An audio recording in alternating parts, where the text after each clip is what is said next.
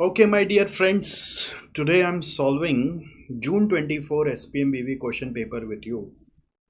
And let's begin with this.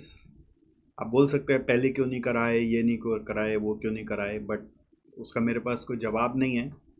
मैं बस यही कह सकता हूँ कि सही समय पर ही सब कुछ होता है। हर चीज़ का समय लिखा हुआ है, जब समय आता है तभी होता है, right? But any way, today I felt that this paper should be discussed.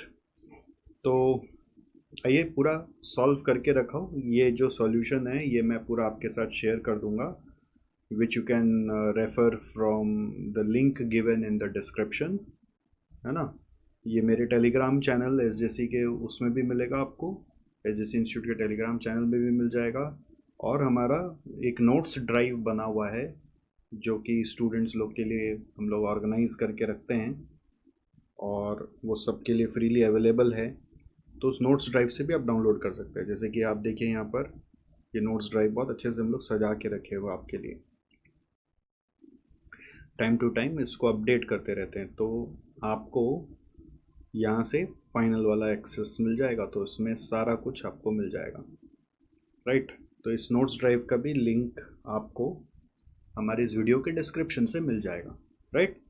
तो चलो आओ देखते हैं ये पेपर सॉल्विंग किसको देखना है, जिनका सिलेबस ख़त्म हो गया है या जो एग्ज़ाम दे चुके हैं उन्हीं को देखना है।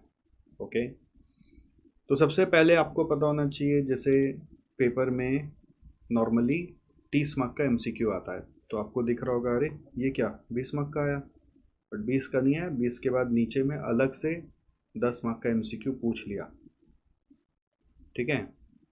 यहाँ पर read the following scenario and answer the following question से यहाँ पर 5 मार्क का और पूछ लिया, तो ऐसे 30 मार्क का ही आया है।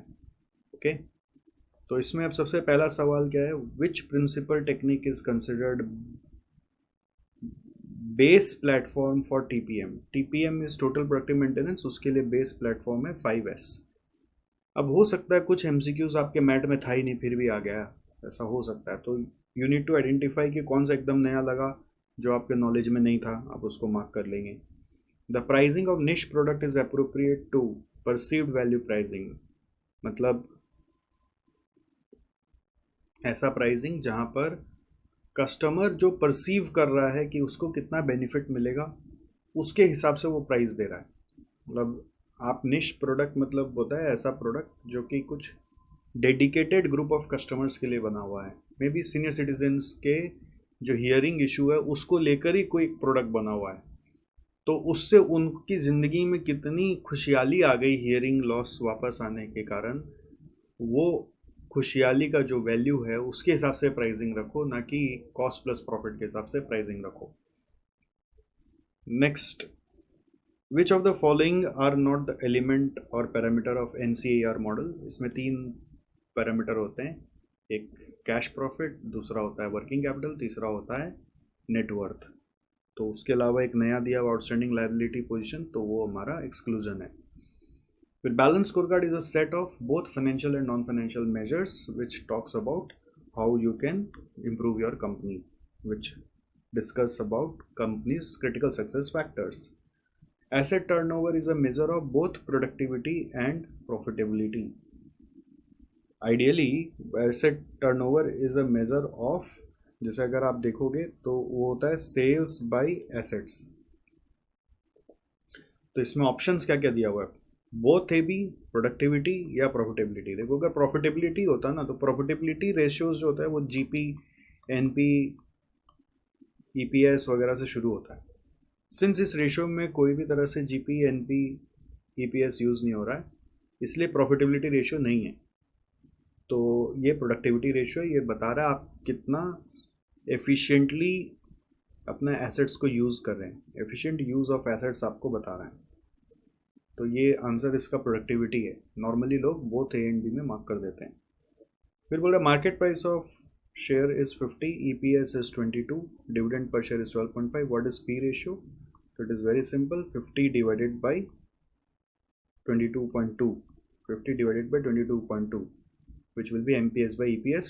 Answer is very easy, 2.25. फिर बोल रहा है an analyst has estimated ₹450 crore as future maintainable profit for Super Shine Limited. If expected rate of return on capital employed is 15% and average capital employed is 1200 crore, the goodwill of Supershine Limited at 4 years purchase will be.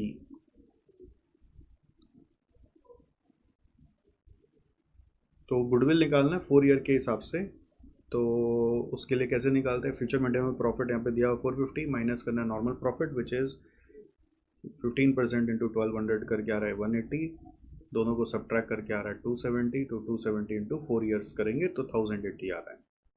बहुत अच्छे से बनाया आदमी का ना, ये 4 years पढ़ना छूट जाता है, हड़बड़ में पढ़ता है, खाली गुडविल निकालना है तो सुपर प्रॉफिट तक 270 तक सोच के आंसर मार देता है 270, तो रॉन्ग हो जाएगा।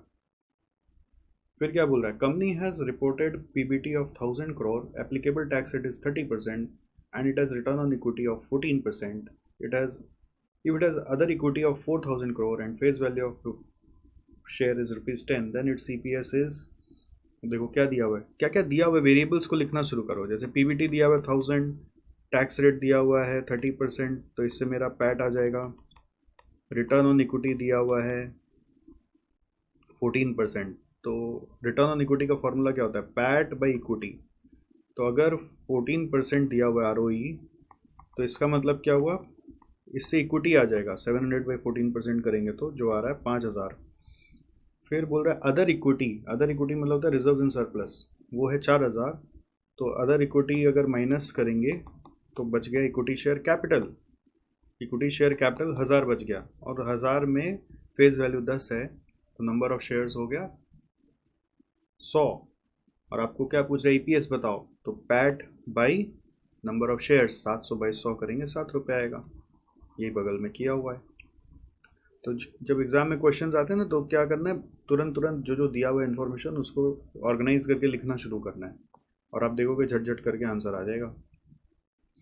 A company share is currently trading in market at 450, it is estimated that its cost of equity is 18% and the value of growth opportunities is ₹250, then its price earning ratio will be. तो P ratio कैसे आता है? P ratio is basically MPS by EPS, but इसमें क्या दिया हुआ है? MPS तो दिया हुआ है, फंस रहा कहाँ है? EPS में फंस रहा है। तो अब EPS कैसे निकाले? उसके लिए हिंट में एक चीज़ दिया हुआ है, value of growth opportunities. Value of growth opportunities क्या होता है? It is basically the price with growth minus price without growth. इसका फॉर्मूला क्या होता है? Price with growth minus price without growth. तो प्राइस विथ ग्रोथ ये मान लिया जाएगा 450, क्योंकि ये करेंटली यही प्राइस है, तो ये विथ ग्रोथ वाला प्राइस है। तो विदाउट ग्रोथ वाला प्राइस क्या होगा वो इस इक्वेशन में बैठाएंगे तो आ जाएगा। ये प्राइस विथ ग्रोथ वाला है, ये प्राइस विदाउट ग्रोथ वाला है, तो इसका वैल्यू 450 हम लोग को मालूम है, तो प्राइस विदाउट ग्रोथ आ गया which is E/KE is equal to 200। अब E/KE अगर 200 है, हम लोग को KE मालूम 18%, तो E निकाल दिया 36, और MPS है 450, E है 36, तो 450 बाई 36 से ये आ गया। अब देखो फिर क्या बोले? Person has 5-year bond in which you can realise coupon rate of 5% but inflation is 8%, तो कोई वैल्यू मिल ही नहीं रहा, तो purchasing power of the bond interest has declined because inflation is more than the coupon rate. तो common sense से भी कर लेंगे, और ऐसा MCQ हम लोग का किया हुआ भी है। अब बोल रहे हैं read the following scenario and answer the following questions. ये डेटा एनवेलपमेंट एनालिसिस जो SPM में दिया हुआ उससे जुड़ा हुआ है। There are 4 firms ABCD which operates under similar conditions and are comparable. Top management of firm B is worried about the profitability of the firm and anticipates that firm's operational efficiency is relatively poor, which is projected in declining market share of the company as well as other operational ratios. Miss Lizzie, the cost accountant of firm B, has been authorized by top management to look into the matter and report back. ठीक है, तो यहाँ पे क्या हो रहा है? There are 4 firms, 4 firm है, उसमें से फर्म B थोड़ा सा चिंतित है कि हम लोग का एफिशिएंसी थोड़ा सा ख़राब चल रहा है, इसलिए कॉस्ट अकाउंटेंट मिस लिजी को अपॉइंट किया गया कि आप थोड़ा सा मैटर को रिव्यू करके बताओ। Miss Lizzie is able to extract the following data in the 4 firms. 4 firm का उन्होंने कैपिटल एम्प्लॉयड और वैल्यू एडेड दिया हुआ है। कैपिटल एम्प्लॉयड को हम लोग इनपुट मानेंगे और वैल्यू एडेड को हम लोग आउटपुट मानेंगे, राइट? वैल्यू एडेड को हम लोग आउटपुट मानेंगे। अब आगे क्या बोल रहा है देखो, what is asked here? She is of the opinion that the value added is the comparable output. Oh, हाँ ठीक है, तो बोला value added is a comparable output and capital employed is a comparable input. Accordingly, she extracts the data of the 2 variables across the 4 firms. Choose the correct option from given alternatives based on the work scenarios. Which firm has the highest efficiency. तो efficiency निकालने के लिए हमने क्या किया, output by input कर दिया. ठीक है, आउटपुट बाय इनपुट मतलब आउटपुट पर यूनिट ऑफ इनपुट निकाल दिया. आउटपुट पर यूनिट ऑफ इनपुट निकाल दिया. तो आउटपुट पर यूनिट ऑफ इनपुट अगर हम चेक कर रहे हैं तो वो ये आ रहा है, जिसका सबसे हाईएस्ट आउटपुट आ रहा है वही हाईएस्ट एफिशिएंसी दे रहा है, राइट. तो सबसे हाईएस्ट आ रहा है यहाँ पे आप देखो ए का, तो ए इज द आंसर. दूसरा सवाल क्या है, relative efficiency of the firm B. Relative efficiency कैसे आता है, जिसका जो हमारा एफिशिएंसी है, ये एफिशिएंसी है, जो हमारा एफिशिएंसी है डिवाइडेड बाय जो बेस्ट एफिशिएंसी है. तो हमारा एफिशिएंसी है 0.0909 और बेस्ट एफिशिएंसी क्या है 0.209. तो 0.0909 डिवाइडेड बाय 0.209 कर रहे हैं ना, तो ये अप्रॉक्सीमेटली रिलेटिव एफिशिएंसी आ रहा है. फिर बोल रहा है फॉर इनएफिशिएंट फर्म क्या होना चाहिए. इनएफिशिएंट फर्म अगर है, फर्म अच्छा नहीं है, तो उसका टारगेट इनपुट कम होना चाहिए एक्चुअल इनपुट से, कि टारगेट इनपुट ज़्यादा होना चाहिए एक्चुअल इनपुट से, या टारगेट इनपुट एक्चुअल इनपुट के बराबर होना चाहिए, या इनपुट टारगेट इनपुट स्लैक के बराबर होना चाहिए. तो इसका आंसर है सी, कि target input should be less than actual input. Target input should be less than actual input. Target input should be less than actual input. इसका आंसर क्या होगा, target input should be less than actual input.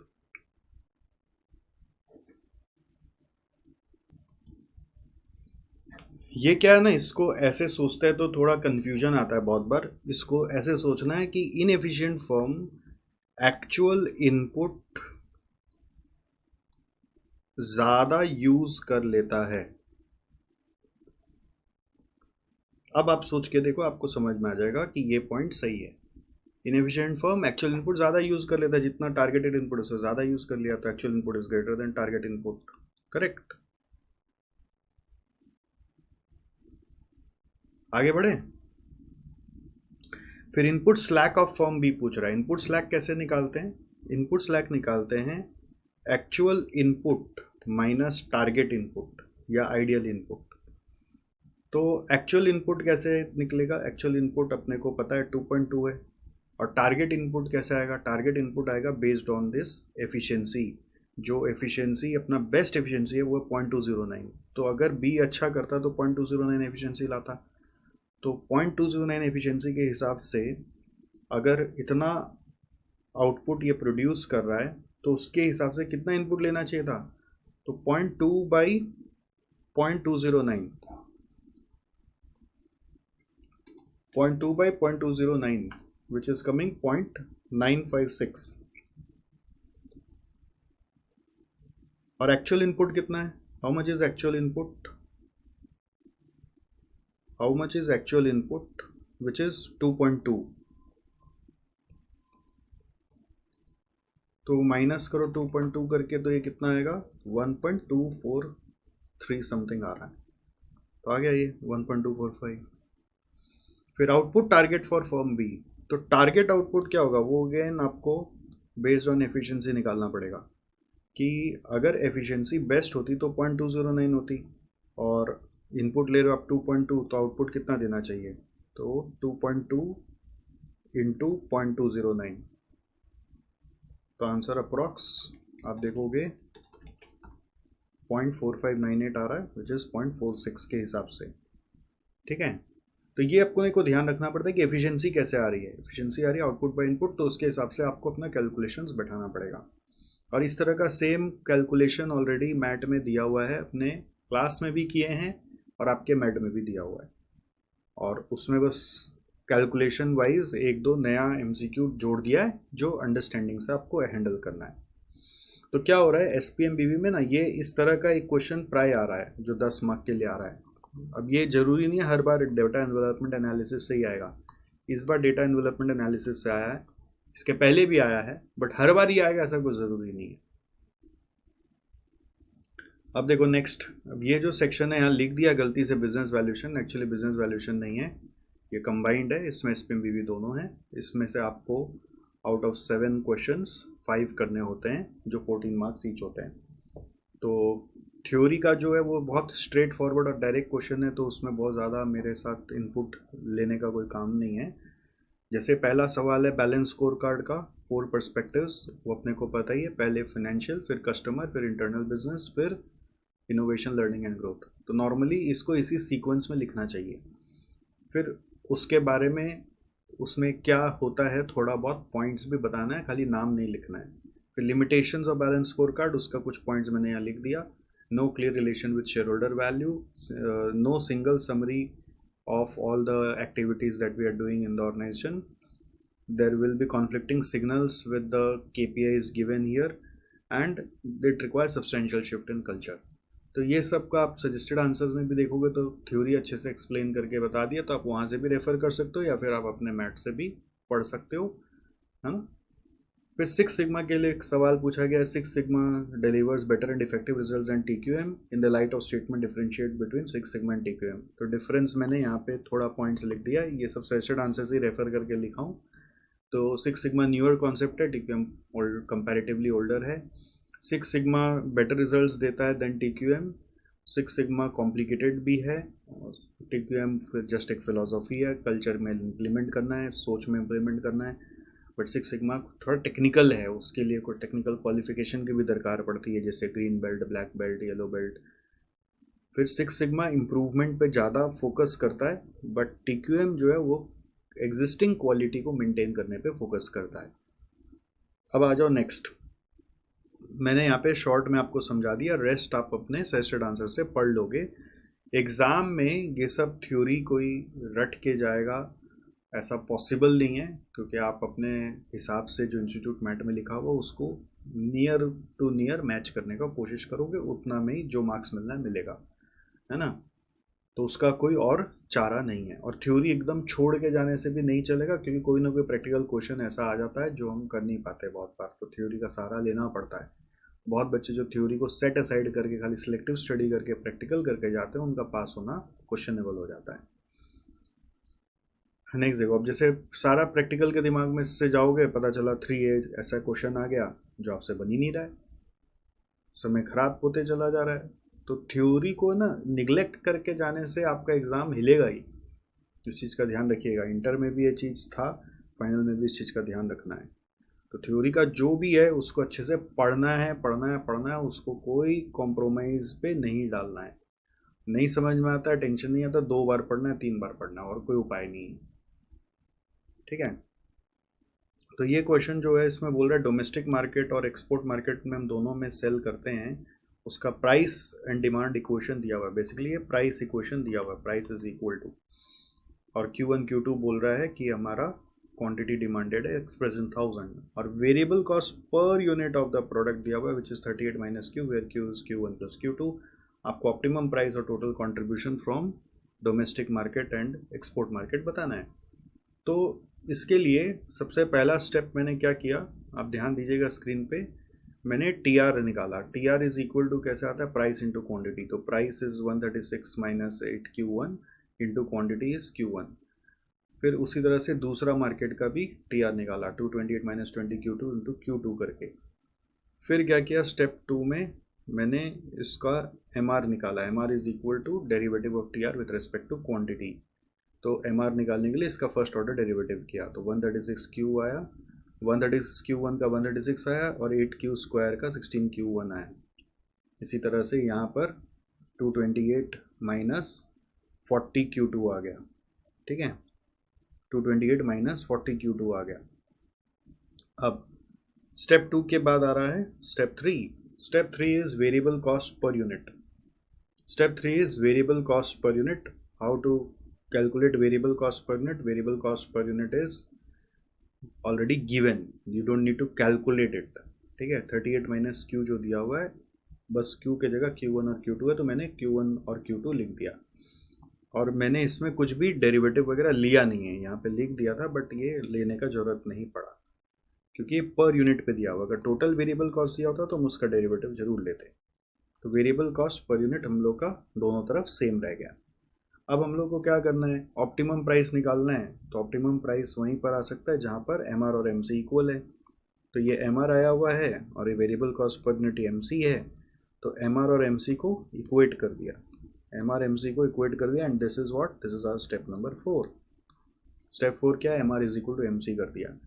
अब M R equal to M C करने के बाद हम लोगों ने क्या किया, इस इक्वेशन को यहाँ पर एक मार्क किया और यहाँ पर भी एक इक्वेशन है उसको मार्क किया। दोनों तरफ से दो अलग अलग इक्वेशन है और दोनों इक्वेशन को फिर साइमल्टेनियसली सॉल्व किया, तो Q1 और Q2 का एक वैल्यू आया। Q1 की वैल्यू जो भी आई मैंने उसको राउंड फिगर कर दी और Q2 की वैल्यू को भी राउंड फिगर कर ली, ठीक है। और इन वैल्यूज़ को लेकर Q1 और Q2 का मैंने यहाँ पर प्राइस इक्वेशन में बैठा दिया। तो जैसे Q1 का वैल्यू आप देख रहे हैं 7 है, तो यहाँ पे 7 बैठाया और यहाँ पर Q जो वैल्यू है उसमें Q2 का 5 है तो 5 बैठाया, तो बैठाकर सेलिंग प्राइस यहाँ पे निकाल दिया इस इक्वेशन से। आप ध्यान देना, इस इक्वेशन से वैल्यू निकाल दिया, ठीक है। और फिर वेरिएबल कॉस्ट पर यूनिट भी निकाला, which is by putting the value of your Q1 and Q2 38 minus 7 and minus 5 करके आ गया। फिर कंट्रीब्यूशन निकाला। कंट्रीब्यूशन कैसे आएगा, जो प्राइस है minus variable cost 80 minus 26 into 7 करके आ गया। और एक्सपोर्ट में क्या हो रहा है, ये आ रहा है 128 माइनस 26 इंटू 5 करके आ गया। तो कंट्रीब्यूशन दोनों का अलग अलग आ गया। बट इंटरेस्टिंग बात है कि इसमें जो सजेस्टेड आंसर है, उस सजेस्टेड आंसर को यदि हम रेफ़र करें तो उसमें हमारा प्राइस तो मैच हो रहा है बट कंट्रीब्यूशन मैच नहीं हो रहा। क्यों नहीं हो रहा, आई डोंट नो।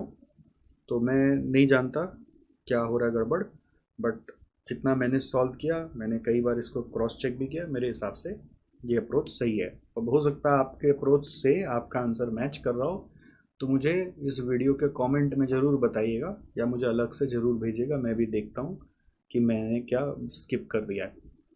हो सकता है आपने कोई कॉम्बिनेशन से निकाल लिया हो, बट मेरे राय में यही आंसर आ रहा है, ठीक है।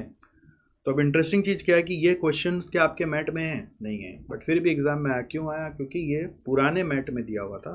तो हम लोगों ने आपको क्लास में भी जब कराया था तो ये सब तरह का भी सम्स कराया था आपको, 2 डिफरेंट प्लांट लोकेशन वाला, डिस्क्रिमिनेटिंग प्राइस वाला, और मैंने बोला था सब अच्छे से करके जाओ।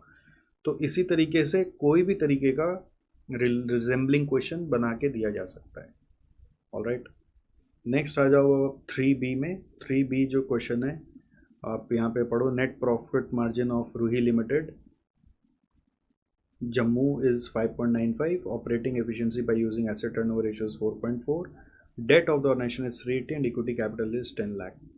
और आपको क्या करना है, if benchmark of the industry with expectation of the investor is 25% and 40%, suggest the causes of low और high return on equity by using DuPont analysis. तो आपको डुपॉन्ट एनालिसिस करके दिखाना है। तो मैंने क्या किया, नेट प्रॉफिट मार्जिन कॉपी कर लिया, फिर मैंने एसेट टर्नओवर लिख लिया, और एक उसमें रेशियो लगता है equity multiplier which is total assets divided by equity. तो टोटल एसेट्स कैसे आएगा, 10 lakh divide plus 3,80,000 1380 divided by equity is 10, तो ये 1.38 आया।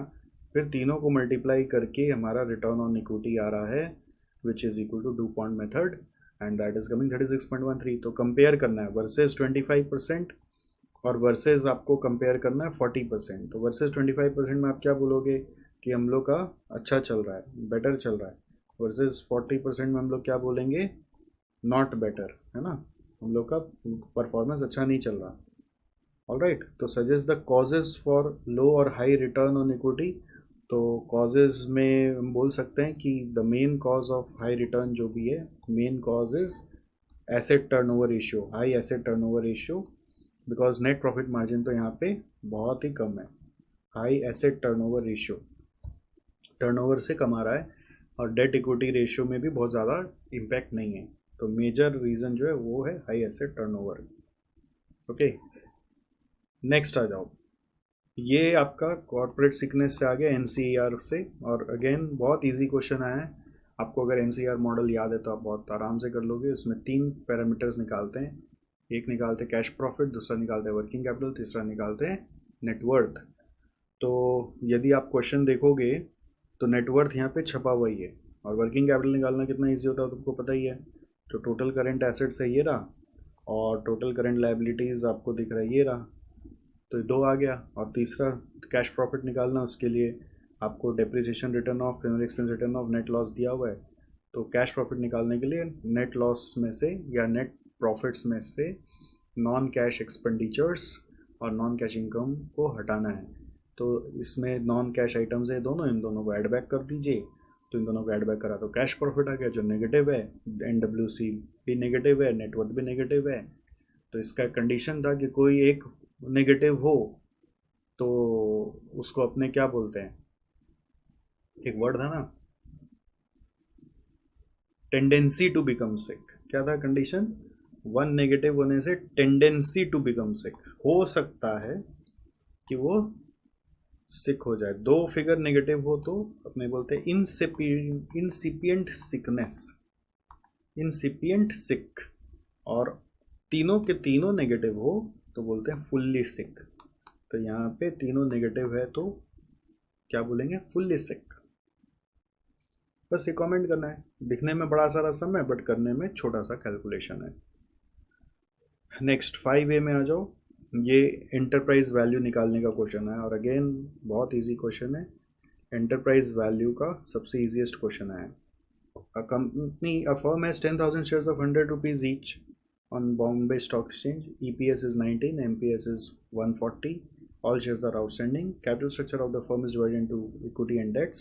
Book value of debt is 4 lakh. Market value of debt is 450. Firm maintains cash and a cash equivalent of 40,000. Profit was 150 without considering depreciation of 30. Current assets and fixed assets are 7 lakh. All information about the firm is related to financial year 23-24. You are required to find enterprise value. अब enterprise value कैसे आता है? Market value of equity plus market value of debt minus cash equivalent. तो market value of equity is 10,000 share है, 140 रुपये करके 14 lakh, plus market value of debt is 4.5 minus market minus cash and cash equivalent is 40,000। तो net result आ गया 18,10,000। That's it, done done done done. तो इसमें जो अदर इन्फॉर्मेशन है वो सब कोई काम के नहीं है, सब गुमराह करने के लिए दिए हुए हैं, आपको उसको यूज़ ही नहीं करना। तो एग्ज़ाम में ना एक नोट लिख देना चाहिए कि ये सब एक्स्ट्रा इन्फॉर्मेशन है जिसका कोई रोल नहीं इंटरप्राइज वैल्यू में। वो नोट लिखने से भी 1 मार्क एक्स्ट्रा मिल जाता है बहुत बार। मतलब 7 का 8 तो नहीं मिलेगा, मतलब अगर मूड हुआ तो वो हो सकता है 1 मार्क काट ले क्योंकि आपने वो नोट नहीं लिखा। नेक्स्ट क्वेश्चन क्या है देखो, ये लक्ष्मी इलेक्ट्रॉनिक्स लिमिटेड बोल रहा है प्रॉफिट है मेरा 105 lakh after 30% tax for financial year. An analysis of accounts revealed that income included extraordinary items of 42 lakhs and an extraordinary loss of rupees 4 lakh. Existing operations except extraordinary items are expected to continue in the future. तो future maintainable profit निकालना पड़ेगा। ये PAT दिया हुआ है तो PAT से आप पीबीटी पहले निकालोगे, पीबीटी में इनकम एडजस्ट कर लोगे, एक्स्ट्राऑर्डिनरी और एक्स्ट्राऑर्डिनरी लॉस एडजस्ट कर लोगे तो नॉर्मल प्रॉफिट आ जाएगा। उस नॉर्मल प्रॉफिट में फिर टैक्स माइनस कर दोगे तो normal maintainable profit after tax आ जाएगा। In addition the results of the launch of new product Raghu TV are expected to be as follows. उससे ये बेनिफिट आएगा तो उसका प्रॉफिट आ रहा है 28। सेल्स में से वेरिएबल कॉस्ट और फिक्स कॉस्ट माइनस करेंगे तो 28 आ रहा है। तो आपको करना क्या है, assess the value of business given the capitalization rate is 14%। तो वैल्यू ऑफ बिजनेस के लिए हम लोग अर्निंग कैपिटलाइजेशन मॉडल यूज़ कर रहे हैं, FMP/KE यूज़ कर रहे हैं। तो फ्यूचर मेंटेनेबल प्रॉफिट निकालने के लिए हम क्या करेंगे, ये पीबीटी पहले निकाला 105 से पर टैक्स एडजस्ट करके, फिर extra ordinary loss add back कर दिया, एक्स्ट्रा ऑर्डिनरी इनकम हटा दिया, और उसके साथ ये जो एडिशनल नया प्रॉफिट आया है वो भी जोड़ लिया। ये आ गया आपका normal PBT.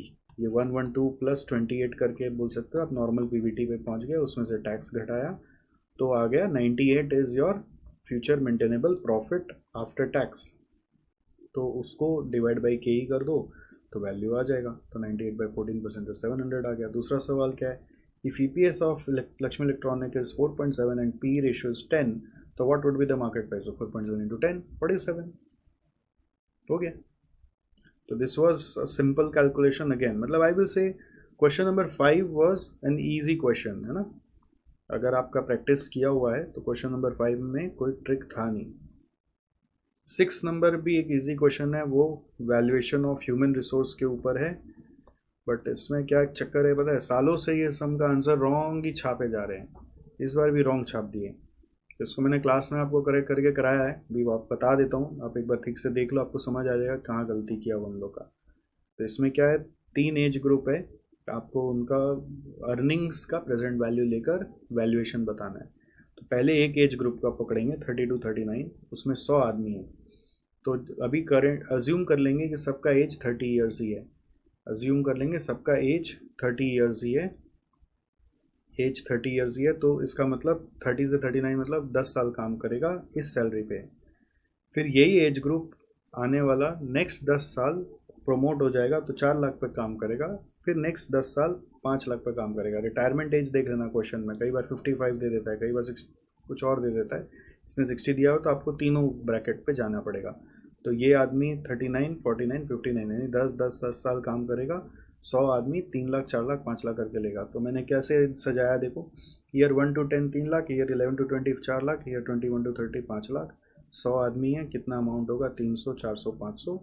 Present value factor यहाँ से लेना है, पहला 10 साल का 6.145, नेक्स्ट 10 साल का 8.514 पूरा क्यूमुलेटिव दिया हुआ है 1 to 20 तक का, तो उसमें से ये माइनस कर देंगे, 8.514 माइनस 6.145 करके देखो कितना आ रहा है। तो ये आ रहा है 2.369, ये यहाँ पे डाला। फिर नेक्स्ट 10 साल का उसी तरीके से 30 में से 20 का माइनस कर दिया जाएगा। तो ये जैसे अगर आपको दिख रहा है 9.427 है, 9.427 माइनस 8.514 करके आ रहा है 0.913, तो ये 0.913 आपने यहाँ पे डाल दिया, 0.913 आपने यहाँ पे डाल दिया। 500 इंटू 0.913 करके आया 456.5, और ये तीनों को आपने ऐड कर दिए प्रेजेंट। अच्छा, ये मल्टीप्लाई करके इन दोनों से प्रेजेंट वैल्यू निकल गया, फिर प्रेजेंट वैल्यू तीनों को ऐड कर दिए तो इसका वैल्यू आ गया। तो जो आंसर्स आ रहे हैं ना, पहले भी ये सम अपने एग्जाम्स में पास में है, तो उसमें ये वाला पार्ट सही है, बट बाकी दो का गलती चल रहा है। ठीक है, तो बाकी दो का गलत किया हुआ है, ध्यान रखना, उसको ठीक करके करना है आपको। आप एग्जाम में गलत वाला बना के आएंगे, बना ही नहीं सकेंगे, पता ही नहीं हुआ कैसे रहा है, गलत वाला आंसर कैसे निकालो, उस पर पीएचडी थोड़ी ना करना है, सही वाला ही करके आएंगे। सर फिर भी गलत कर दिया तो भैया अगले का ज़िंदगी में कीड़ा पड़े, अगले का ज़िंदगी खराब हो, अपने को क्या करें, अपने थोड़ी ना इस सम के भीतर पास होंगे, अपने तो ऐसे ही पास हो जाएंगे, उसके पहले ही पास हो जाएंगे, इस सम तक पहुंचने के पहले ही। समझ गए? तो आपको अपना प्रिपरेशन ऐसा नहीं करना है कि आप एक सम के कारण ही पास होंगे, ये चीज़ का आपको ध्यान रखना है ऐसा, क्योंकि पूरा सिलेबस में ऐसा एक आध सम होता है, समझ गए? ऐसा नहीं होता ना कि हर क्वेश्चन में ऐसा इशू होता है, इसीलिए तो इंस्टीट्यूट बोलता है बेटा तू 40 ही लिया, छोड़ना। अगर सब उसके वहाँ पे सब सही सही चल रहा था तो बोलता 80 ला के दिखा। क्या 40 to 49 का कैसे करना है, उन लोग का अभी करंट सैलरी 4 लाख है, फिर 10 साल बाद 5 लाख हो जाएगा, तो 4 लाख और 5 लाख, पहला 10 साल का पीवी फैक्टर वही है और नेक्स्ट 10 साल का पीवी फैक्टर 2.369 है, तो इन दोनों को मल्टीप्लाई कर आप प्रेजेंट वैल्यू निकाल दिया। दिख रहा है सेम प्रोसेस, 50 to 59 में लगा दिया, उसमें 5 लाख है, 10 साल ही काम करना है, 30 आदमी है, तो उनका प्रेजेंट वैल्यू आ गया, तीनों का प्रेजेंट वैल्यू जोड़ दोगे आंसर आ जाएगा, है ना। बट सजेस्टेड आंसर में ये गलत छापा हुआ है, दिस इज रॉन्ग, और सालों से रॉन्ग चल रहा है। क्यों रॉन्ग चल रहा है, नोबडी नोज। ये देखिए, ये वाला सही है बट ये दो रॉन्ग है। ओके, नेक्स्ट आ जाओ आप, व्हाट इज नेक्स्ट, नेक्स्ट क्या बोल रहा है, 6B में आ जाओ। 6B आपका EVA को लेकर वैल्यूएशन वाला सम है, और ये बहुत फेवरेट सम है, बहुत समय से इंस्टीट्यूट पूछ रहा है और आपको आता ही होगा, बट इसका ना बहुत लोगों को ना वर्किंग समझ नहीं आता, जो लोग क्लास नहीं किए हुए होते हैं, तो आपको हेल्प कर दे रहा हूँ। इस सम में हो क्या रहा है कि बोल रहा है क्वेश्चन में कि पहले हमारे पास कैपिटल ऑलरेडी 100 करोड़ का है, फिर हम लोग आने वाले सालों में हर साल beginning of each year from next 5 years 10 crore invest करेंगे। हम लोग अभी 100 करोड़ पे 15 करोड़ कमाते हैं, यानी 15% कमाते हैं, हमारा कॉस्ट ऑफ कैपिटल 10% है। बोले जो 10 करोड़ इन्वेस्ट करेंगे उस पर भी 15% कमाएंगे, उसका भी कॉस्ट ऑफ कैपिटल 10% है। और after 5 years company will continue to make investments and earning will grow at 5% a year, but new investment will have return on capital of only 10%, which is also the cost of capital. तो after 5 years हम लोग invest करते रहेंगे, earnings 5% से बढ़ते रहेगा, but उस समय रिटर्न ऑन कैपिटल और कॉस्ट ऑफ कैपिटल सेम है, इसलिए यहाँ पर कोई ईवीए ऐड नहीं हो रहा, तो इसको इग्नोर करना पड़ेगा. All assets and investments are expected to have infinite lives. ये सबसे इंपॉर्टेंट चीज़ है जिसको हम लोग इग्नोर कर रहे होते हैं. Thus, the assets in place and the investments made in the first 5 years will make 15% a year in perpetuity. जो भी assets आप इन्वेस्ट कर रहे हो वो परपेचुटी तक आपका 15% अर्न करेगा. कैलकुलेट करना है value of company using EVA approach. तो इसमें ईवीए से वैल्यू निकालना मतलब ईवीए का प्रेजेंट वैल्यूज लेना है. ईवीए से वैल्यू निकालना means value of company using EVA means present value of EVAs लेना है. तो हमने कैसे किया देखो, पहले हमारे पास 100 करोड़ है तो वो वैल्यू में ऐड होगा, प्लस जो ईवीएस जनरेट हो रहा है उसका प्रेजेंट वैल्यू लेना है. तो पहला ईयर में 100 करोड़ है, उसका 15 आ रहा है, कॉस्ट ऑफ कैपिटल 10 है, ईवीए 5 है, उसका लाइफ इन्फिनिटी तक जा रहा है, तो उसका पूरा प्रेजेंट वैल्यू क्या होगा? Present value of infinite annuity is A by R, यानी EVA by rate which is cost of capital. तो 5/0.1 करके उसका प्रेजेंट वैल्यू आ गया 50. अब ईयर 1 ऑनवर्ड्स ही हम 10-10 करोड़ इन्वेस्ट कर रहे हैं, तो ईयर 1 नेक्स्ट जो आया उसमें 10 करोड़ इन्वेस्ट किया तो उसमें 5 आ गया. फिर सब्सिक्वेंट ईयर्स में हम हर ईयर में 10-10 करोड़ इन्वेस्ट कर रहे हैं. तो ये जो ईयर 2 में 10 करोड़ इन्वेस्ट किया, इसका लाइफ भी इन्फिनिटी तक है, तो 2 से इन्फिनिटी तक इसका लाइफ जा रहा है. ध्यान रखना 2 से इन्फिनिटी.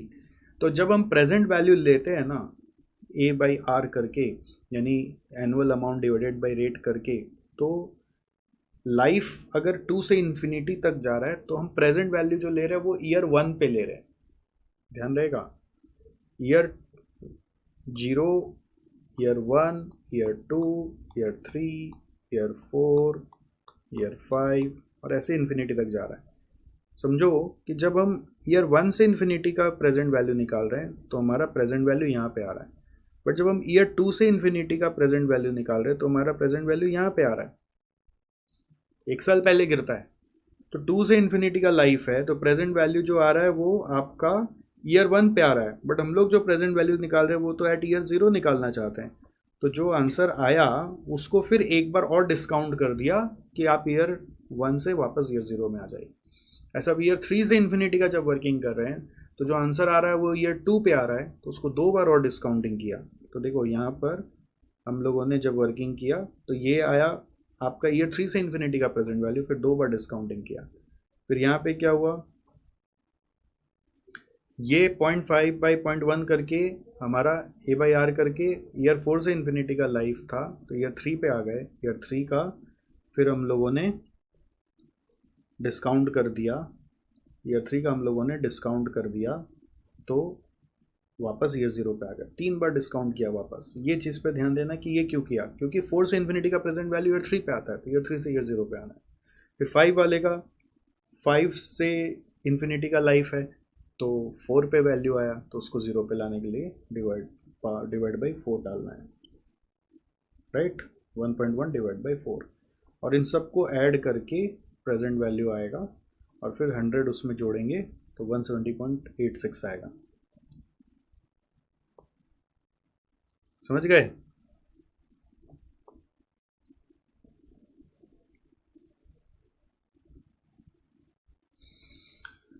नेक्स्ट 7A में आओ. ये भी बहुत इजी सा क्वेश्चन है, तो बेसिक से आया है. नॉर्मली क्वेश्चन 7 बेसिक्स से ही जुड़ा हुआ रहता है, एक क्वेश्चन बेसिक से आ जाता है.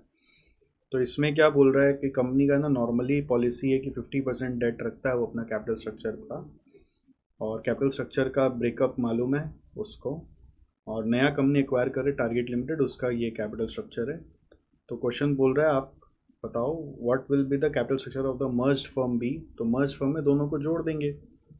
Determine percentage of debt in the merge firm. तो डेट हम लोग का 50 है, टोटल कैपिटल 130 है, तो 50/130 करेंगे तो आंसर आ जाएगा. तो इट इज़ 38.46. तो बहुत सारा कंपनी ये स्ट्रेटजी फॉलो करता है to reduce their financial risk. समझ गए?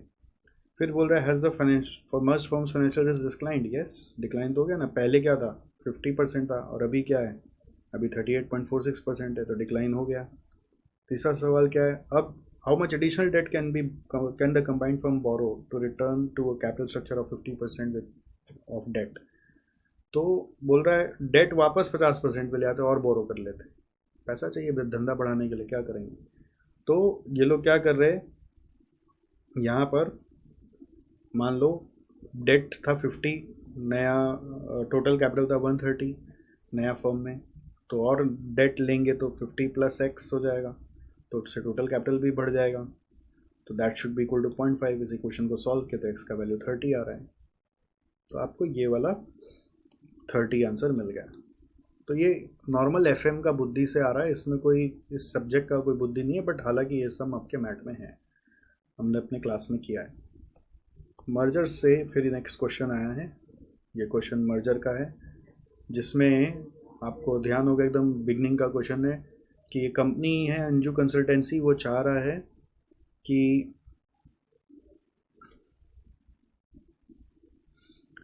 अतुल इंडस्ट्रीज का फेयर वैल्यू निकाले।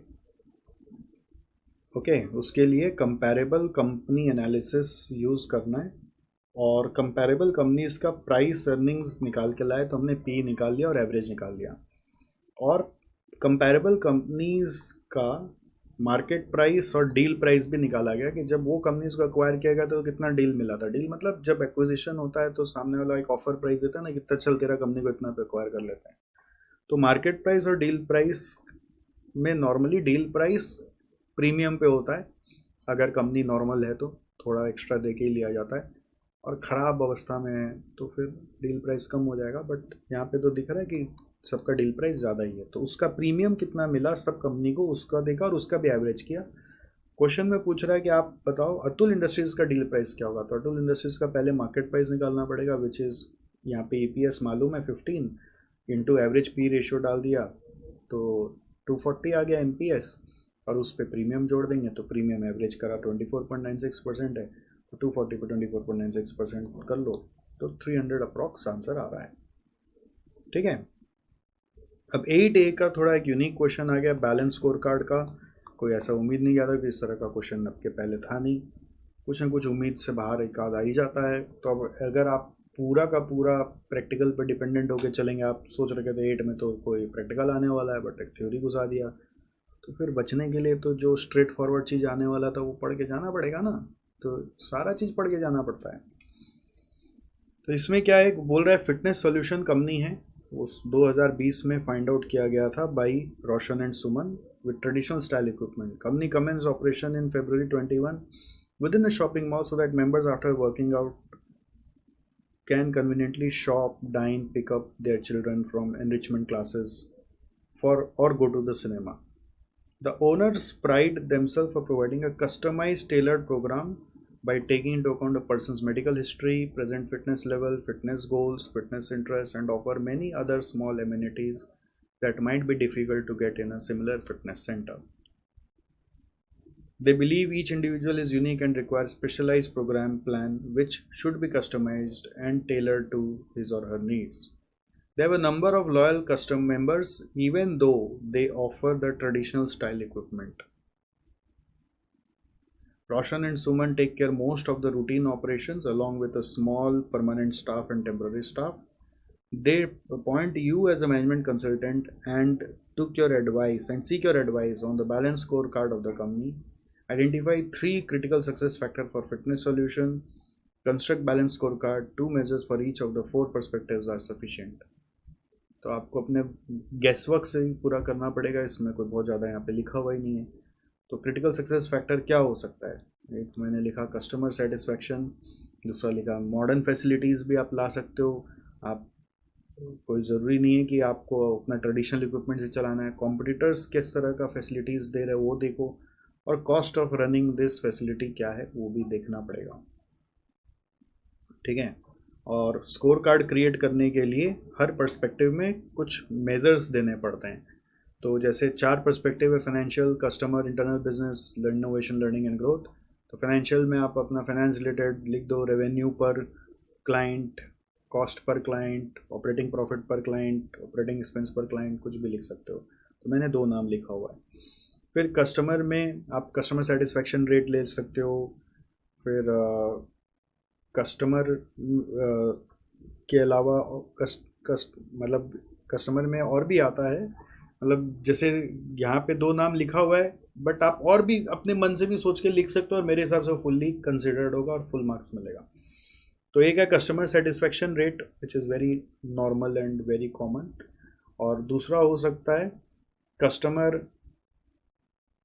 न्यू कस्टमर्स कितने जोड़ रहे हैं आपके यहाँ पर, कस्टमर रिटेंशन रेट क्या है, ठीक है। तो उसको एक और नाम दिया हुआ टर्नओवर रेट अमॉन्ग मेंबर्स, मतलब कितने कस्टमर आपको छोड़ के जा रहे हैं। टर्नओवर मतलब होता है यहाँ पे जैसे एम्प्लॉय टर्नओवर होता है वैसे टर्नओवर, वैसे टर्नओवर ही लिखना ऐसा ज़रूरी नहीं है, आप लिख सकते हो कितने न्यू कस्टमर ज्वाइन कर रहे हैं, कितने कस्टमर रिटेन हो रहे हैं, मंथ ऑन मंथ रिटेंशन आ रहा है। नेक्स्ट है इंटरनल बिजनेस। इंटरनल बिजनेस में कितने आप number of employ complaints handle कर रहे हो, या नंबर ऑफ एम्प्लॉयज़ कितने रख रखे हो, इंटरनल बिजनेस में न्यू इक्विपमेंट्स कितने ऐड कर रहे हो, या हर समय जो इक्विपमेंट्स है वो अवेलेबल टू यूज़ है कि नहीं।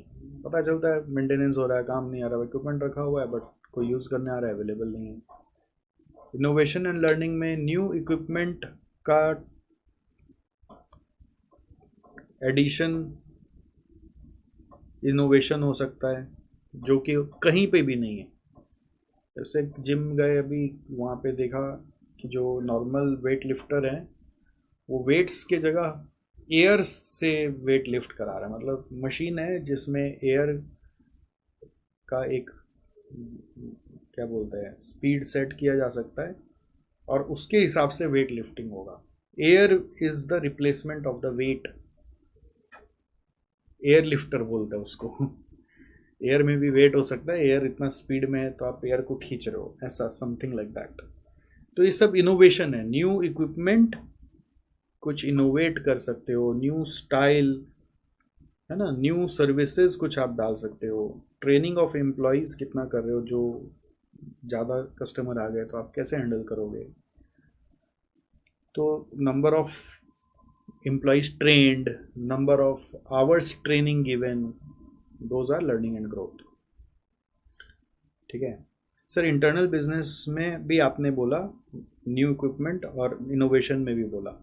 हाँ, इंटरनल बिजनेस में न्यू इक्विपमेंट मतलब हो गया कि आप कोई बाजार में न्यू इक्विपमेंट है आप भी डाल दिए, और इनोवेशन का जो न्यू इक्विपमेंट है वो इनोवेट कर रहे हो आप, जो कि एग्जिस्ट ही नहीं कर रखे हैं, दुनिया में कोई देखा ही नहीं है। ओके, तो ये थोड़ा सा डेंजरस क्वेश्चन था, मतलब मान लीजिए आप इसके लालच में गए थे कि मर्जर का सारा क्वेश्चन करके आऊँगा, तो इस क्वेश्चन के कारण फंस जाता है कई बार। और कई बार होता है कि चलो 92 मार्क का पेपर हो रहा है, उतना दिमाग लगाने का नहीं है, 93 का ही हो रहा है, कोई नहीं है, 93 में 80 आ रहा है कि नहीं उतना ही देखना है, समझ गए। तो आपको ना सिलेक्शन करना सीखना पड़ेगा। सिलेक्शन कैसे कर पाओगे, वो जब आप मॉक टेस्ट वगैरह दोगे तब आप कर पाओगे। मॉक टेस्ट कैसे देना है, क्या तो खुद से पेपर लेके बैठना है, दिमाग लगाना है, और खुद से नहीं होता है तो एसजीसी का मॉक टेस्ट सीरीज में आना है। हर टर्म के पहले हम लोग मॉक टेस्ट संग्राम कराते हैं और ज़बरदस्त स्टूडेंट लोग का रिस्पॉन्स रहता है और ज़बरदस्त प्रैक्टिस होती है, उसके बाद 3 बार रिविज़न हो जाता है, और क्या चाहिए। नेक्स्ट, अब देखो ये मर्जर का क्वेश्चन है वापस एकदम इजी वाला, इसको तो अपने आप ही करना चाहिए आपको कि एक केस में एक्सचेंज रेशियो ईपीएस वाला है, दूसरा एक्सचेंज रेशियो 0.5 है, कंबाइंड ईपीएस बताना और impact on EPS of share holders बताना है। तो जो डेटा दिया वो मैंने पहले साइड में यहाँ पे शॉर्ट में लिख लिया, और फिर ईपीएस आफ्टर मर्जर निकालने के लिए पैट दोनों का जोड़ के एक्सचेंज रेशियो के हिसाब से टोटल शेयर्स निकाल दिया। इम्पैक्ट ऑन शेयर होल्डर्स के लिए ऑल्टरनेटिव 1 में since EPS based exchange ratio है तो ईपीएस में कोई चेंज मिलेगा नहीं, ऑल्टरनेटिव 2 में जो चेंज आया वो बता दिया, तो इंक्रीज हो रहा है ये पता चल गया, बस इतना ही बताना है, राइट। इसके बीच में कुछ और भी थ्योरी था, जो एक ये वाला वार वाला जो मैंने नहीं पढ़ा था, बट वार वाला थ्योरी भी डायरेक्ट है ना, कुछ भी इसमें है नहीं। तो पॉइंट क्या है कि अब इसमें ये दिमाग लगाने का ज़रूरत है कि आप अगर एग्ज़ाम में इस पेपर को करते तो किस तरीके से करते कि आपका